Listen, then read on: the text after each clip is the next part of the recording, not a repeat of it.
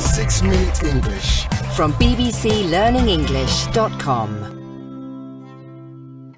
Hello, I'm Rob. Welcome to 6 Minute English. I'm joined today at the start of a brand new year by Neil. Hello, Rob. I'm really looking forward to 2015, but I have to say that last year was great. So great, I'm thinking about creating my own time capsule. Really? A time capsule? You mean a kind of box or container where you can store objects and information so that people in the future, yourself included, will know how we lived at this particular time? That's it. And I'm already collecting items. My old mobile phone, which I don't use anymore, and a woolly jumper with a snowman on it that my granny gave me that I never wear. You never wear? It's a pretty silly jumper, Rob. She said it's to remind me of how much she loves me. Remind, which means makes me remember. But all it makes me think of is that she still treats me like a child. I'll include the Christmas card which came with it. Well, you've got to choose the items you wish to keep as a memory of our time very carefully. It's a historical record. That usually means a piece of writing or a narrative of events at a particular time. Well, let's discuss time capsules and vocabulary related to memory. But first, a question to test your knowledge of time capsules. The International Time Capsule Society is based at Oglethorpe University in Atlanta in the US, and it studies these artefacts. According to this organisation, how many time capsules are estimated to exist in the world today? Is it A, up to 15,000, B, up to 150,000, or C, up to 1,500,000? I'm going to go for A, 15,000. OK. Up to 15,000. Up to 15,000. That's the one. OK, well, as usual, you'll have the answer to that question at the end of the programme. Right, now let's talk more about time capsules.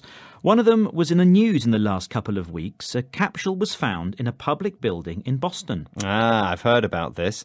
Historians believe it was put there by Samuel Adams and Paul Revere and other American revolutionaries of the 18th century. OK, let's listen to BBC reporter Regini Vaidyanathan. Can you tell me exactly where this time capsule was hidden? It was during repair work at the Massachusetts State House in Boston that the time capsule was discovered, hidden in the cornerstone. It's thought the time capsule was first placed there in 1795, when the building was constructed. Officials believe it contains old coins and newspapers, which could have deteriorated over time. The time capsule was hidden in the cornerstone, which is a stone representing the starting place in the construction of a monumental building. Usually it has the date carved on it. Yes, the time capsule's items date from over 200 years ago, so the historians are concerned about opening it. The newspapers particularly might have deteriorated, decayed or decomposed over time. Paper doesn't last long, but my old mobile phone, the one I'm going to put in my own time capsule, will be eternal. It means it will exist forever. And the historians of the future will be grateful. Well, if you want to make the historians happy, put things which are current in your life and things you actually use in your time capsule. There are famous capsules to be opened. The American company Westinghouse created two of them. One for the 1939 New York World's Fair and the other for the same event in 1964. And when are they going to open it? In the 25th century. Wow. Well, that's it, Rob. I'm going home and I'm going to start working on my own time capsule. Good. I'm glad to see you're so enthusiastic, Neil. But be careful not to make the mistake these guys in the Writtle Junior School here in England made. They put their items in a box 25 years ago and they buried the capsule in the garden. And what happened to it? It isn't centuries later, but it must be interesting for these people who are now adults to see what's inside. Well, it would have been interesting, but it didn't happen. Listen to head teacher Nick Taylor and tell me why they didn't open their time capsule. There were letters in it, coins and various things. So we called in Writtle Heritage and they had a good explore around the garden with the metal detectors and they couldn't find any evidence of it. I think we've dug about 3 holes around our school garden, but we had to stop because we were slowly destroying it.